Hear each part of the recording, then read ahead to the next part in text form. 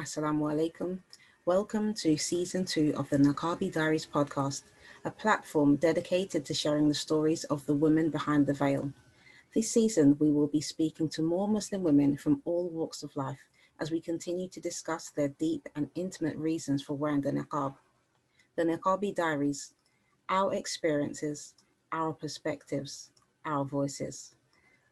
I'm your host, Samar, and thank you for listening. Please don't forget to like, share, and subscribe. Assalamu alaikum wa rahmatullahi wa barakatuh. Sister, how are you? Alhamdulillah, I'm good. Wa alaikum salam wa rahmatullah. Sorry. Alhamdulillah, sister. Jazakallah khair, sister, for joining us today on the Niqabi Diaries. Sister, could you please introduce yourself for us and just tell us a little bit about what you do? Okay, sure. My name is Nuraishah bint Ibrahim. I'm from Singapore. What I do is currently I'm building my Quran academy, unconventional duha, as well as my business, free business course, Muslimah Network. Previously, I was helping my family doing a wedding business in offering wedding papers. Okay. So I was within the wedding industry for about 8 years. So I started out doing like wedding clothing and evening gowns in around 2011 August, and then after that I slowly gradually changed to wedding papers about 3 years ago. Okay. So yeah. So that's what I did. So, but recently, I think about 2 years ago, I decided to like stop doing the wedding favors and focus more on my Quran school. Okay, mashallah. That sounds amazing, actually. So, inshallah, we're going to go into that in a little bit more detail later on in the Sure. the session, inshallah. But first, let's talk about the niqab and. Can you tell us, how did you come to be wearing the niqab? Is it something that is common in your family? Like, what actually made you start wearing it? There's actually a story behind this because the word niqab itself was introduced to me by my ustazah, my asatiza at madrasa, and it was not a positive thing. It was like, what happened was that when I was like around 15 years old, my ustazah told me to wear niqab because of an incident that happened at school. Oh. So I was like, yeah. So there was like, I remember there was like a stalking incident that happened at school, and I remember telling my mom and my uncle, because my dad died when I was 15 years old. So I told my uncle and my mom to come to school and report it to the principal. So that was the first time I heard the word niqab from my asatiza. So she was saying to me, you know what, you need to wear niqab and stuff like that. So I was saying that, you know what, why should I wear niqab? Because I'm not the one who said fault, right? So why should I cover my face? That's my reaction. So I remember just not liking the idea at all. So I went home and me and my mom was discussing. I remember my mom telling me like, what's niqab? And I told her like, it's the thing that you put on your face like Arab people. So my mom was saying, you know what, I think the Arab people do it because the sandstorm, in the between. All right, sandstorms, mashallah. Because of sandstorm. So I was like, yeah, maybe it makes sense because they are wearing it because of sandstorm, because they're living in desert and stuff like that. So I was like, okay, so just the story just ended like that. So what happened was that in 2008, I wanted to go to Syria to study, Syria Damascus, and I remember speaking to the administration administrator, and then he was like saying that you need to. I was asking him, like, can I have a look at the sisters, the alumni, and I saw them wearing niqab, and I was like, why are they covering their face? And they said there's the norm there, and the student they use niqab. So I was like, but I'm not into that. I'm not into that idea. So this was in Syria. Yeah, I was studying. I wanted to go. I did went up to that, but I wasn't into the idea of wearing niqab. So was you already in Syria when you had the experience, or it was before you went there? Yeah, before I went there, around Right. 2008. So you was told that you would have to wear the niqab, because that was the norm in Syria at the school that you was going to. Yeah, it was Kuliya Fatah, so I had to put on the niqab. It was a norm there. Okay. So, but it's more like Malaysian one, you know, like the half niqab. Yeah. Like, yeah. So I said no, I'm not into the idea. So I went there, and eventually I still had to wear it, but the experience changed because gradually it's sort of like, you know, that beautiful feeling where it makes you feel like you're invisible when you wear niqab, and you can like literally do what you want, and people wouldn't know who you are, that kind of feeling. So I started feeling that sort of like, I don't know, liberation, or I feel really free, and I feel like I can be myself, you know. I can literally just like be invisible, and I like that idea so much. So that's the first time I wear. I think I wear about 3 years, 2008 until Okay. 2011. So when I came back to Singapore, I entertained the idea of like wearing it, but it's at that point of time in Singapore, it's like niqab is really unfamiliar. Even hijab is unfamiliar. We still have that struggle in Singapore. Okay. Like, yeah, hijab is something that is a debatable issue within politics. So I didn't wear it at all after that. So I came back, I didn't wear it at all.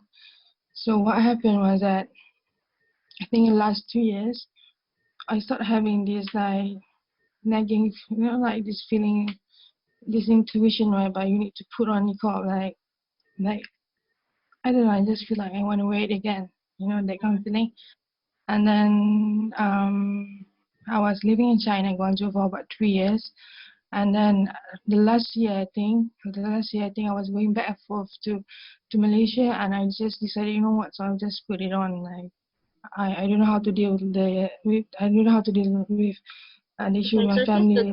when you came back from China and you decided that you wanted to put the niqab on, did you have a niqab with you, or did you have to go and buy one?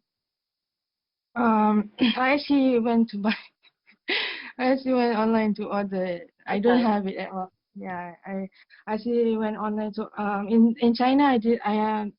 I didn't wear it for a while, but the last year I went back and forth to Malaysia, right? So when I was in Malaysia, I actually ordered this really good brand from Malaysia, Kiptia, and then I remember ordering, like thinking what design I should order, like because they have the butterfly one, and they have the like Yemeni one, and all sort of stuff right these days. So there's a lot of design. So I remember I really like the butterfly one, and then the one that is the Yemeni design. So I remember buying that. So I remember just as soon as I get it, I put it on, and I put it on, and I remember the feeling that I had when I was in Syria using it. It's just so beautiful, like that invisible feeling. And more than that, it just makes you very comfortable using it. Like you feel like it's your own skin, you know, something like that. Yeah. So sister, you just said that you started putting on the niqab when you came back from China, mashallah. But Yeah. what about your parent, or your mum? How did she feel when you decided she saw that you decided to actually wear it? How did she react to that? So I think my mom was more like she's the type that allows me to basically do what I want. She's very respectful of that. Alhamdulillah, I think Allah protected me from having a lot of negative what you call it, abuses or comment from people. But I did have one incident or two, something like that happens in a public whereby, like I said before, because the idea is like it's an Arab thing and it's not an Islamic thing. So for me, explaining too much of the what you call it, the difference opinion, you know, with the scholars is Yeah. it's really difficult. Yeah, it's because so I just let it slide like that. Okay. So it's fine. It's fine. There's nothing really dramatic happens. Alhamdulillah. So So have you faced any kind of abuse or anything for wearing the niqab since you started wearing it again, or even when you was in Syria? How was your experience?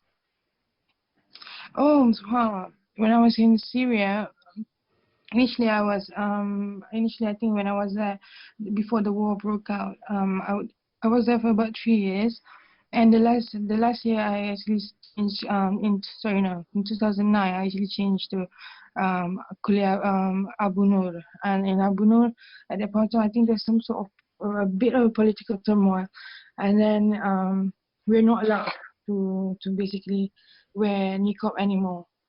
Oh. We're not allowed to cover our face. So we are asked to take it out. But if we want to wear it, we have to like do it in our, at our own discretion. You can you have to do it yourself outside the school. So that was what happened. So yeah, I think there's the time that not a bit. I wouldn't say it's. I mean, it is abusive in a way, but that's the only like big thing that happens after that. In Singapore, it would be one of the relative. I think I went to. That was the first time I think I sort of like came with Niqab presents, and one my relative sort of like I don't know rebugged me in public like saying, you know what, why would you? Because I was eating. Yeah. I was with my sister and I was eating, and she was sitting in front of me, and she was like, why would you put yourself in a position like that you make your life miserable for nothing? Islam doesn't ask you to do this and to do that. And so my sister and myself was just quiet. So we were like thinking, no, should we answer? We should not answer. But at the same time, I feel like, some people will not accept it. Like, it's part of like, for me, I believe it's Sunnah. It's part of the Prophet Sunnah. I mean, it's part of his wife's Sunnah. So I like it a lot, and I just told her something like that. So after that, I think I just walk away. So yeah, that's the Alhamdulillah, Allah protected me from something really big happens. But subhanAllah, these days we're talking about working with niqab. I don't think it will happen any soon.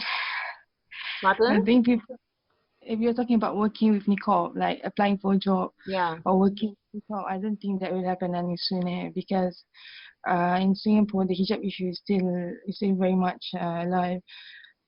So for me, I had to really choose not to work outside the house, and I have to like stay at home and do a lot of like freelancing because just to come with to be present at an interview in niqab is something very unfamiliar, especially Singapore is a multiracial country, right?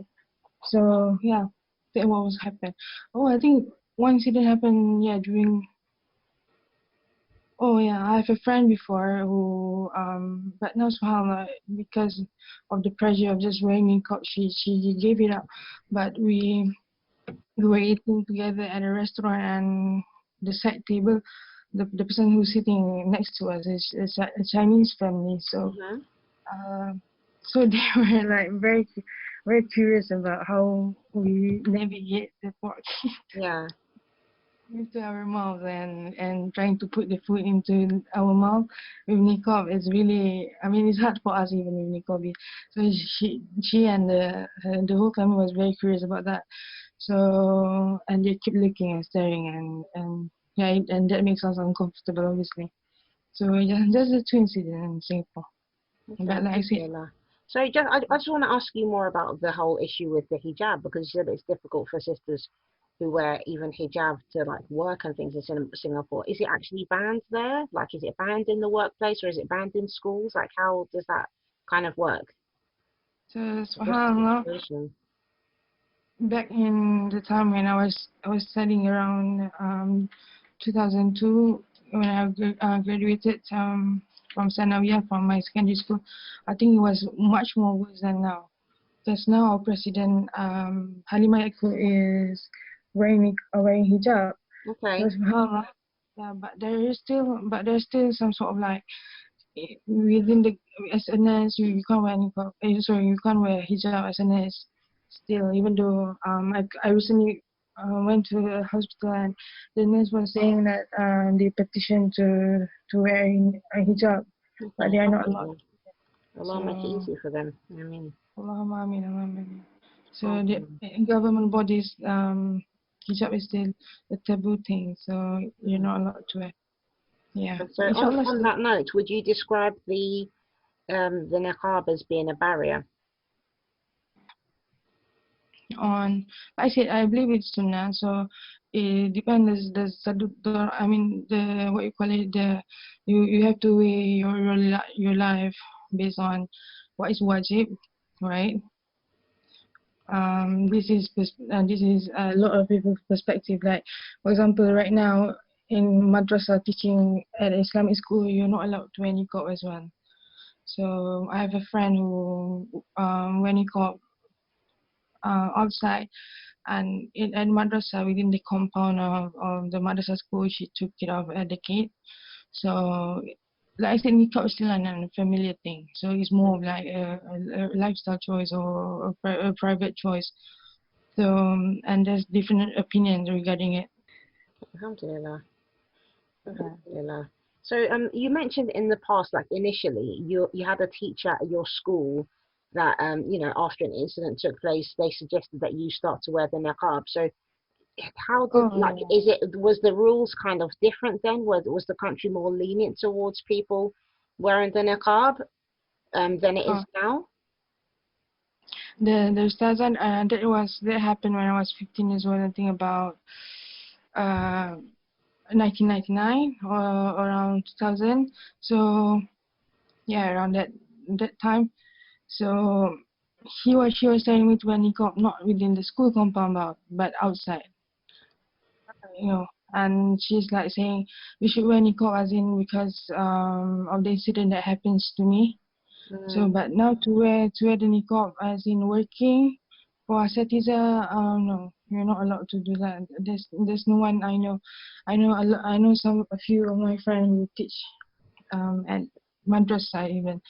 They're not allowed to wear niqab yet because it's a taboo. It's still a taboo thing, I think. mm, Yeah, because even with hijab, they see it as if before what happened was that there's an incident in Singapore that happened. I think about I don't know a few years back or more than 10 years back.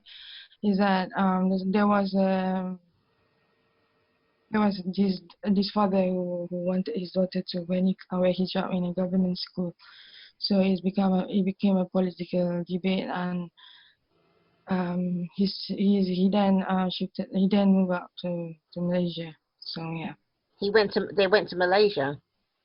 Yeah, they went to Malaysia because it became a political debate. I think it's quite famous at that time. The the president Lee Kuan Yew was still alive, so it became political debate.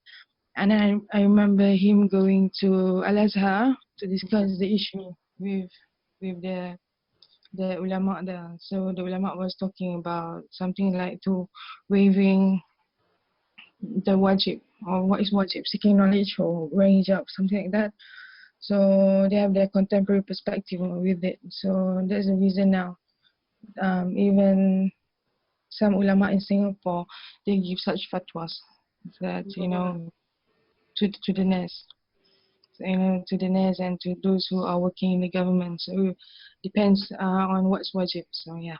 So Mm, that's hijab station.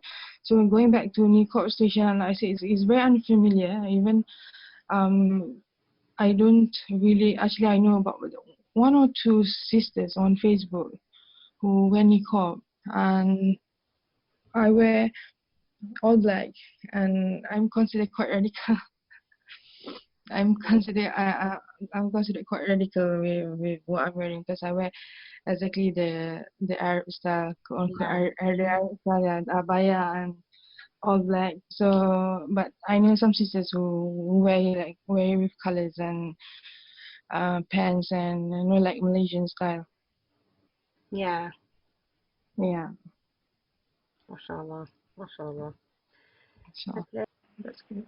That's good. We're looking forward to that. I think these days you see a lot of representatives from sisters, especially niqab, and that's the sort of a collective effort that I think um, that a lot of niqabi sisters are doing. For example, there's one Path Network. I think they start doing production um, with sisters on with niqab. I think from Australia, and that's really good. And then we have yourself, and then we have Rosaline. She's representing US. She's from US, is she? I follow a lot of people just from watching your podcast, and I realized, and then there's Aisha from Nigeria, and there's a lot of sisters representing. Yeah, So subhanallah, the work that is being done. I think there's the the part where I think not really to represent, because to I believe that it's more of like just wanting at this moment. I think the niqab issue is not just wanting to represent or to make a political statement. It's more like it's a choice, that is to exercise your liberty, to exercise your freedom to live. More that it became like a survival thing.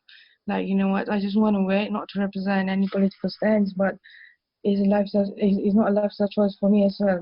It's something that I do it because I want to, and it's something that is beautiful to me. So the expression itself, I think, you know what, these days, I think when it comes to explaining the terms wearing niqab, I think most of us have not explained it in an aesthetic way that or in a way that the expression is much more non-political.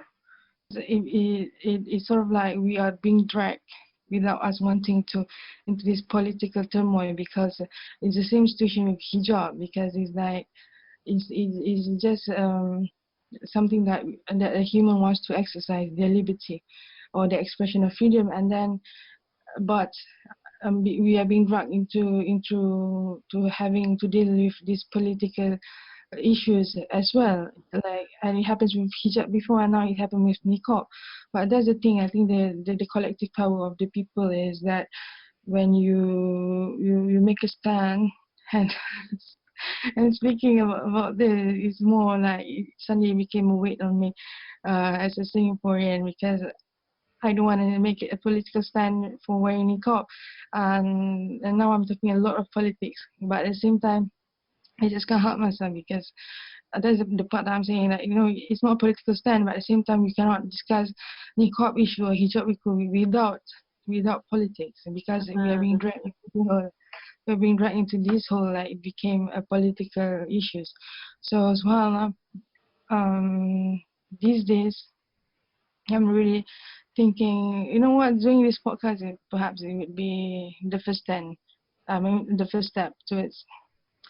Just I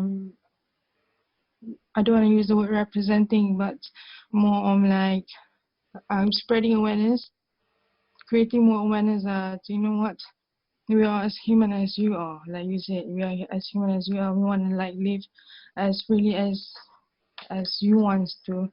You want to work outside as well, if possible, within the Sharia limits of, like, for example, teaching at school.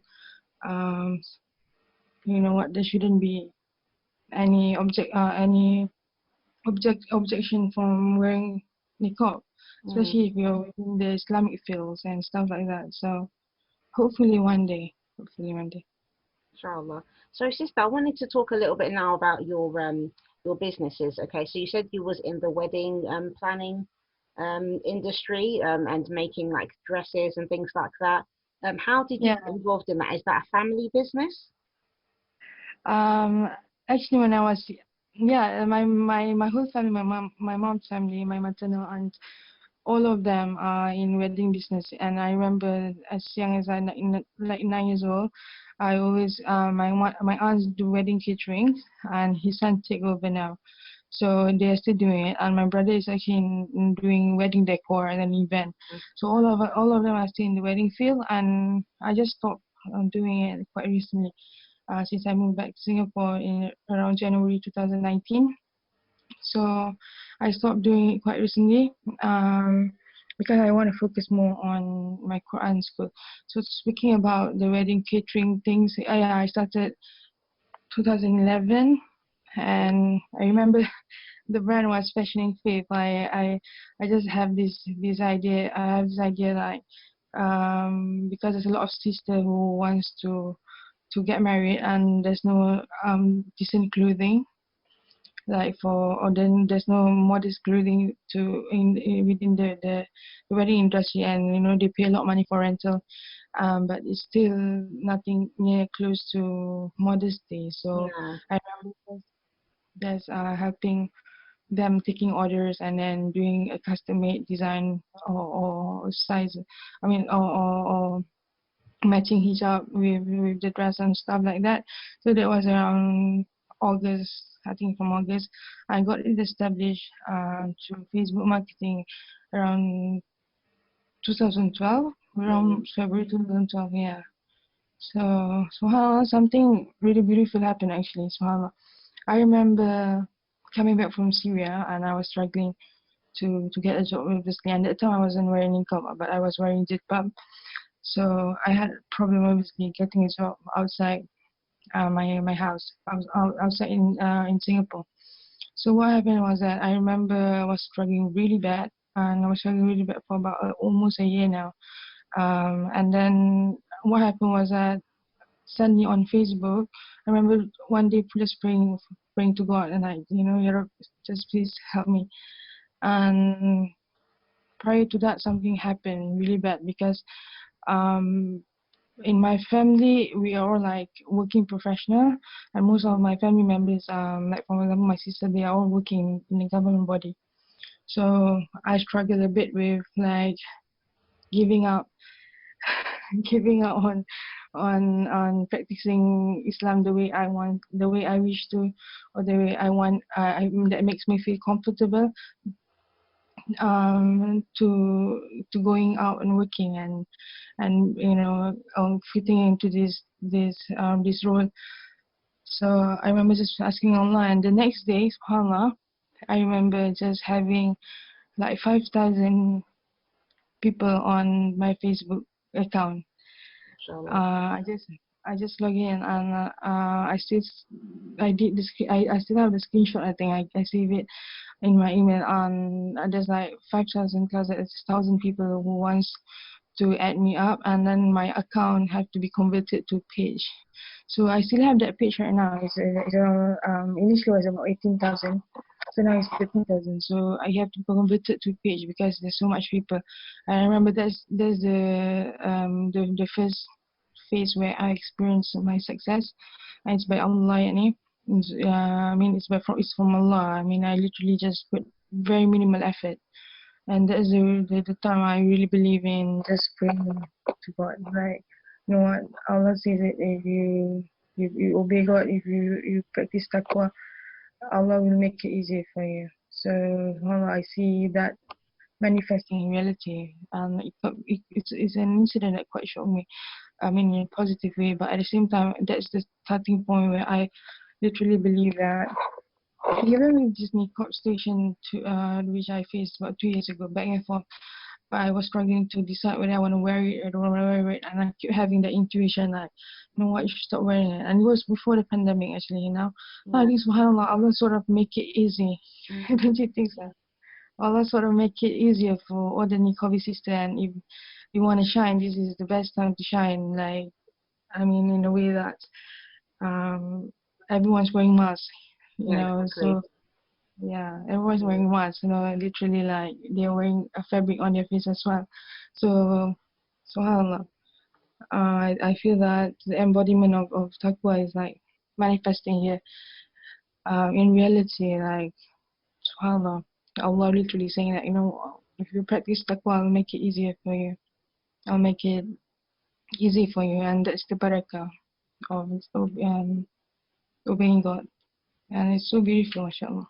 Alhamdulillah, alhamdulillah, mashallah. So what made you want to actually do the Quran school then? Like, what was your like inspiration behind that? You was working doing the wedding catering, so what made you kind of make that shift?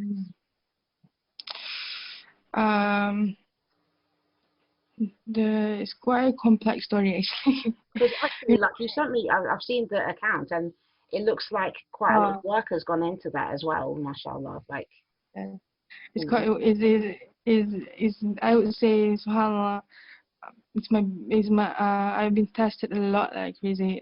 Just trying to build it. I think I built it like more than 9 times because of the struggle that I faced. The internal struggle, not internal, I mean internally with me, with myself, just stepping up outside my comfort zone, and then also in managing the people that I work with. And this is the first time I had to step into a leadership role, sort of like something like that. So what happened was that, just to give you a bit of a background story, because I was from Islamic school, madrasa. So, and people would think that, what, you're from madrasa Islamia, faith should come easily for you. But no, subhanAllah, we have the worst, I think we have the worst inner struggle. The good and evil struggle is real. And is subhanAllah, what happened to me was when I was younger, I remember making dua to Allah, saying that I would dedicate my life to God. And then subhanAllah, what happened was when I was 15, my dad died. And then he didn't just die. So what happened is that we lost all our wealth.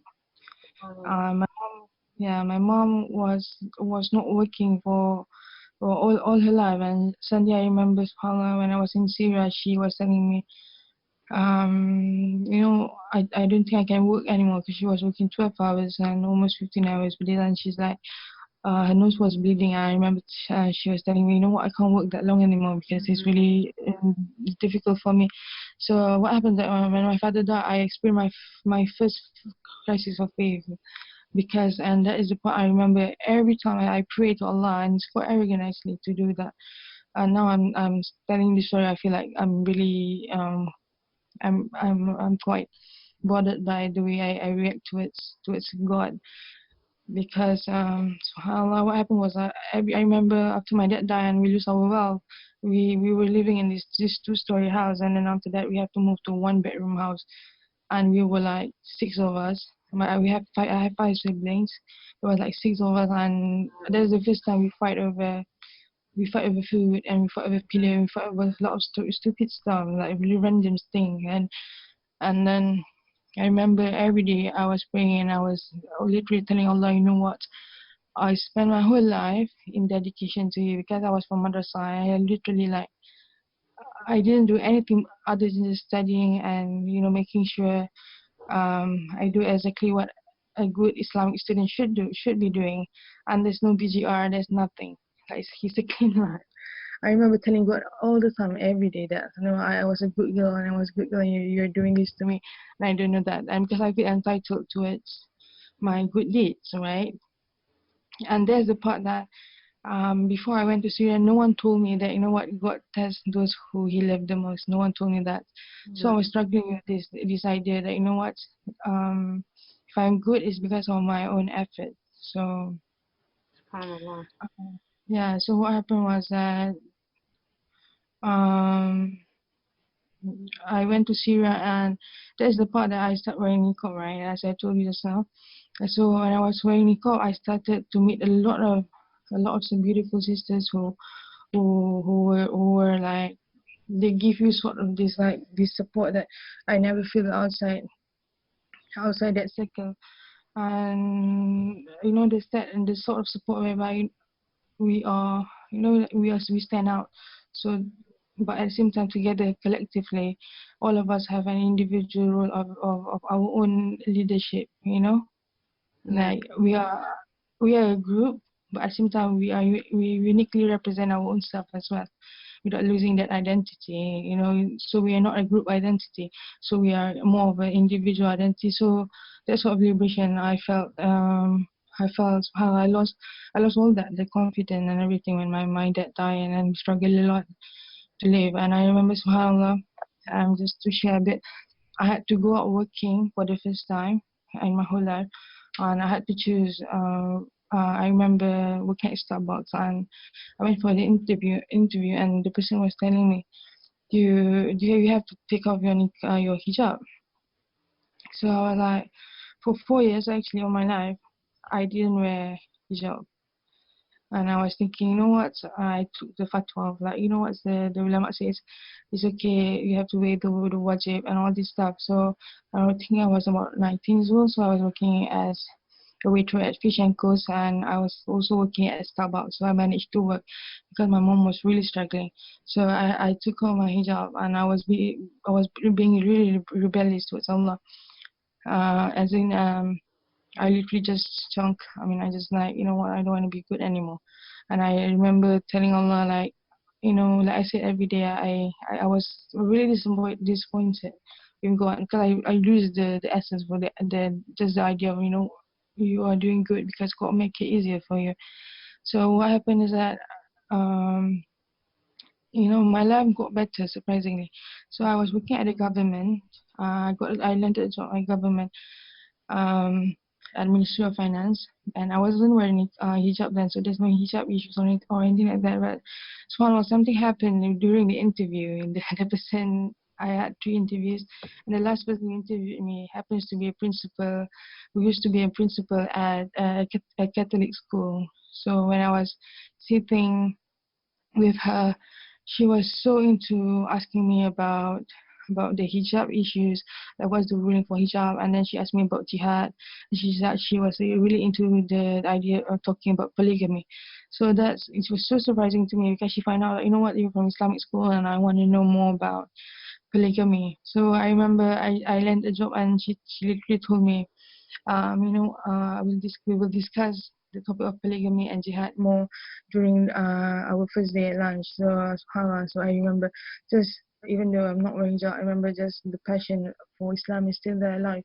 I remember just giving up their work, and then I decided to go to Syria. And after that, Alhamdulillah, I think in a way I was heartbroken towards Allah. Like, yeah, I was heartbroken to God, because no one told me that, what, because I have this assumption, and I think a lot of people could relate to that. Like, you have this assumption that when you're a good boy, or you're a good girl, but supposedly, must happen, yeah. Sorry. Like you just said, people have this assumption that when you are a good person and you do good things, that everything good is going to happen to you all the time. Yeah, and that can be, that is difficult, isn't it? Because subhanAllah, this is what kind of makes people feel discouraged sometimes, but it's part of our tests, subhanAllah. Yeah, it's a test. So even now, subhanAllah, there's a lot of people who question why evil exists, and why does God allow evil to exist. I think in a big, that's a theological question, which is big, but I think most people who ask that question, something like this happened to them in real life. Like, they are perhaps a good person, and then something bad happens. Maybe they lose their mom, and they lose their dad, or they lose something really precious to them, and then they suddenly realize that there's no point of being good anymore, something like that. But that's the thing. Like I said, when I was in Syria, I met beautiful people, and one of them is my doctor. His name is Said Qadri, and I took this course. He's from US actually. He lived in Chicago. He was a professor in Chicago University. So what happened that he really changed. He gave me the sort of Quran and Sunnah perspective. And at that point of time, when I was from Islamic school, I didn't. I was more into the rote learning journey. Just memorize everything blindly. I would say just memorize everything blindly without having the proper understanding of why you're learning things. And the thing I want to talk about is the purpose of learning is missing. Yeah. So when I was in Syria, I started to fall in love with Islam so much more, and like I said, I was heartbroken with Allah, heartbroken with God, and that's the first time I heard from my friend and from these doctors. He had the Quran Sunnah perspective, and he gave me that gift of, like, you know what, you don't have to listen to anyone, just open the Quran and hadith, and take the words of our prophets and God literally. Like, you don't need to take it from someone else. If you're stubborn and you don't want to, like, listen to anyone, just then listen to God and listen to our prophet, because that's very sufficient. And I realized, you know what, I actually don't know Quran as much as I'm supposed to. So that's the time when I really fall in love with Islam. And even when I came back to Singapore, it makes, like I said, I'm always on the edge of having to choose to give up the way I practice my religion, or I'm always tested like that at the edge. And what happened recently as well is almost like, after my dad died, we lost our wealth, and all of us are being tested with that conquest of, like, we want that life again. the affluent life, the affluent lifestyle. We want that sort of life again. And all my siblings suffer with that sort of test. So that they are all from secular school except for myself and my second sister. So even my second sister, she went to secular study, and there's nothing wrong with that as long as you balance it out with Islamic practices and lifestyle, and you embed that with your, I mean, like a holistic life. Yeah.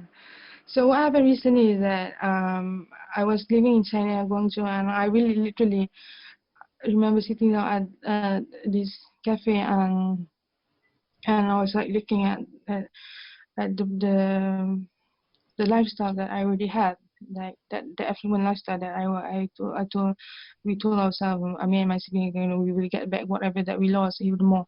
So Allah gave it to me, but at the same time I remember just looking at all the food and the people around me, and I'm thinking like, is that it? That's it? That's nothing. And I remember feeling this emptiness, like what is there more to life other than just eating and sleeping and getting whatever you want. And I remember just feeling this emptiness, and that's the thing that, subhanAllah, it's a test from God. I think it's I didn't know it was a test of gratitude, but at the same time that's the first time I feel this really like horrible, like it's like emptiness feeling. It's like it's eating you alive, and that sort of feeling, which is so painful. And and I remember just sitting there and just looking blankly, like with a blank expression, at thinking, is that it? That's how I remembered. You know what? I promised God before that I would give my life to Islam and stuff like that. So I had the struggle, and while I don't want to get too deep into the story, I had a struggle. Like I said, most of the time, I had to have. I'm always on the edge, and I have to decide whether to leave or not to leave, or to do this or not to do that. And it's always a very bipolar or polarized kind of decision.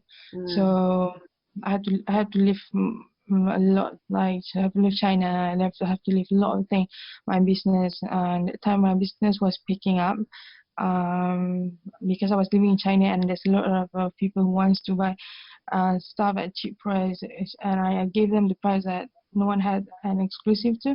So because I was literally in China, and it's easier for me to do that, to control the market in a way in Singapore. So I remember I had to give up all of that.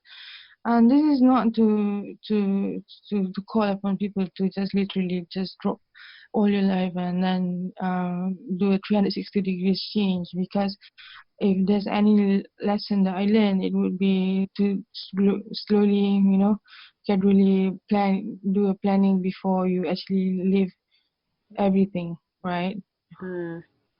Okay, so it took me 2 years to literally just get into doing my Quran school. So now I literally just focus on 2 of the brand, and both of them is providing free education to sisters. MashaAllah. So do you teach children as well? I have it's a Quran Prodigies. I call it's a brand that I'm working on as well. Okay. So I think it will take it will take some time to build all of it, but I'm quite content and happy with it, alhamdulillah. And it's a life that I want to live, so hopefully make dua for me. Khair, inshallah. May Allah make you successful. Ameen. Allahumma ameen, and you too, sister. The Prophet ﷺ, he said that the best of those are the ones who learn the Quran and teach it. Alhamdulillah. So yeah, mashallah, barakallah. So are you a hafiz of the Quran? Have you memorized all of the Quran? Not fully, I should. Alhamdulillah. So Khair, inshallah, you will finish completing it, inshallah. Inshallah, thank you so much. At least at this job as well is good, because it's teaching the Quran as well is also a good revision, isn't it? Yeah, it is for me. It is for me. But I say I need to get back into the momentum of just understanding Quran properly. So these days I'm not getting paid, but I'm quite content with my life. Alhamdulillah, alhamdulillah. Yeah, sometimes it's like that. Sometimes you have to just wait and be patient and do the work, and then inshallah, when when that kind of that side of the barakah kicks in, then yeah, khair, inshallah. You have to be patient for that sometimes. Yeah, Inshallah. alhamdulillah, Okay. alhamdulillah. Thank So, thank you sister, for. can I ask you, have you ever met any sisters who've been forced into wearing the niqab at all? No. Alhamdulillah, no. I Alhamdulillah. they don't. Yeah. Alhamdulillah. And I know you mentioned before that you had a friend who had to she gave the niqab up. But have you met other sisters who've had that experience as well, or have you met any sisters who who really want to wear the niqab, but they're just not allowed to wear it, or because of the situation, maybe where you're living in Singapore, they just they just don't wear it because they feel it will be too difficult for them. Um, judging by the decision, judging by the decision that some of my friends took, that they have to take out the niqab, and you know what the thing about hukum, about hakam, is that if you believe that it's wajib, then it became simple for you to take it off, right? Or you Of have to course, literally, yes, you have to really hold on to, like literally hold on to a coal of fire in your hand. Like whatever happens, you have to keep wearing it. So most of them, I think, have some sort of like change perspective, and a change perspective, and that's the beautiful thing about our religion. And there's a ulama, scholars who say that to have a different opinion in the ummah is a rahmah, is a blessing. So what happens is that I think in this sort of circumstances, whereby, for example, if you have single parents, or you have someone who you need to take care of, and you need to be in a position where you have to choose whether to wear niqab or not niqab, or not wearing it. So subhanallah, I have friends who are like that. So what happens, like within this under the compound of their work, they take it off, but they still wear it outside their workspace. okay, alhamdulillah, alhamdulillah. So, sister, what advice would you give to sisters who want to wear the niqab but they feel nervous about wearing it? What advice would you give them? I didn't, subhanallah, there's this sort of a myth whereby if you're wearing niqab, that means you are beautiful, or it only applies to those who are attractive. But no, niqab is, or this only applies to those who are Arab. No, I think in Singapore there are that sort of misconception, and it's still alive. So for those who wants to wear niqab, I would suggest them to, like you said, just buy it first. Just buy it. Or you have if you don't have money to buy it, just go online on YouTube and Google the tutorial where you can just cover your face with a shawl.